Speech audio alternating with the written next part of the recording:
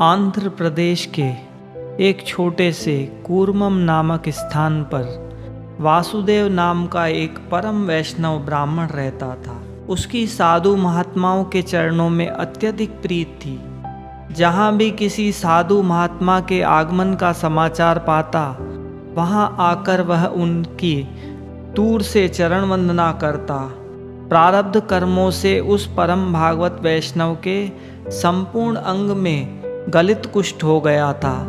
इससे उसे तनिक भी क्लेश नहीं होता था।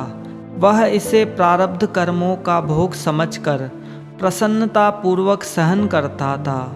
उसके संपूर्ण अंगों में घाव हो गए थे और उनमें कीड़े पड़ गए थे।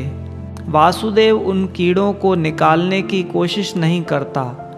यही नहीं, किंतु जो कीड़ा अपने आप ही निकलकर पृथ्वी पर गिर पड़ता, उसे उठाकर वह फिर ज्यों का त्यों ही अपने शरीर के घावों में रख लेता और पुचकारता हुआ कहता, भैया तुम पृथ्वी पर कहाँ जाओगे? किसी के पैरों के नीचे कुचल जाओगे, इसलिए यहीं रहो, यहाँ खाने को भी आहार मिलता रहेगा। ऐसी भगवन्मय दृष्टि उस भक्त की थी।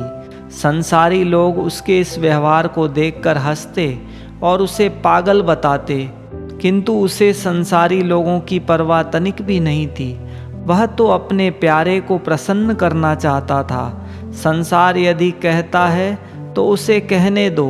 उसकी दृष्टि में संसार पागल है और संसार की दृष्टि में वह पागल है। उसने प्रातःकाल सुना कि कूर्मदेव ब्राह्मण के घर में परम तेजस्वी अद्भुत रूप लावण्य युक्त नूतन अवस्था के एक भगवत भक्त विरक्त सन्यासी आए हुए हैं। उनके दर्शन मात्र से ही हृदय में पवित्र भावों का संचार होने लगता है और जिह्वा आपसे आप ही हरि हरि पुकारने लगती है। इतना सुनते ही वासुदेव उसी समय महाप्रभु के दर्शनों के लिए ब्राह्मण के घर दौड़ा आया। वहाँ आकर उन्हें पता चला कि प्रभु तो अभी थोड़ी ही देर पहले यहाँ से आगे के लिए चले गए हैं। इतना सुनते ही वह कुष्ठी ब्राह्मण भक्त मूर्छित होकर भूमि पर गिर पड़ा और करुण स्वर में रुदन करते हुए विलाप करने लगा।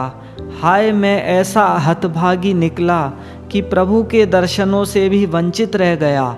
हे जगतपते, मेरी रक्षा करो। हे अशरण शरण, इस लोक निंदित दीनहीन कंगाल के ऊपर कृपा करके अपने दर्शनों से इस अधम को कृतार्थ करो। हे अंतर्यामी, आप तो घट घट की जानने वाले हैं। आप ही साधु संत भक्त सन्यासी आदि वेशों से पृथ्वी पर पर्यटन करते हुए संसारी कीचड़ में सने निराश्रित जीवों का उद्धार करते फिरते हैं। भगवन, मेरा तो कोई दूसरा आश्रय ही नहीं। कुटुंब परिवार वालों ने मेरा परित्याग कर दिया। समाज से मैं अस्पृश्य समझा जाता हूँ। कोई भी मुझसे बात नहीं करता। बस केवल आप ही मेरे आश्रय स्थान है। मुझे दर्शनों से वंचित रखकर आप आगे क्यों चले गए? मानो वासुदेव की करुण ध्वनि दूर से ही श्री महाप्रभु जी ने सुन ली। वे सहसा रास्ते से ही लौट पड़े और कूर्म के घर आकर रोते हुए वासुदेव को बड़े प्रेम से उन्होंने हृदय से लगा लिया। भय के कारण कांपता हुआ और जोरों से पीछे की ओर हटता हुआ वासुदेव कहने लगा, भगवन, आप मेरा स्पर्श न करें, मेरे शरीर में गलित कुष्ठ है। नाथ, आपके स्वर्ण जैसे सुंदर शरीर में यह अपवित्र पीप लग जाएगा। प्रभु, इस पापी का स्पर्श न कीजिए। किंतु प्रभु कब सुनने वाले थे?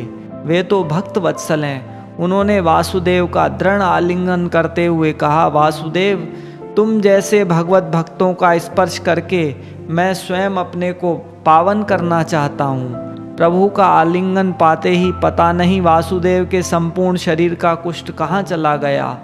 वह बात की बात में एकदम स्वस्थ हो गया और उसका संपूर्ण शरीर सुंदर स्वर्ण के समान चमकने लगा।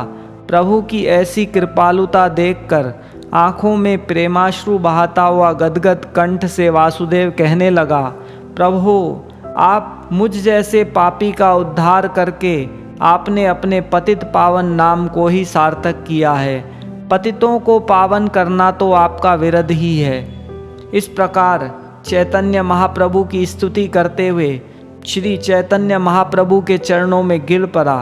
उनसे अनुनय विनय करते हुए कहा, आप साक्षात नारायण हैं, आप प्रच्छन्न वेशधारी श्री हरि ही हैं, आपकी महिमा अपार है।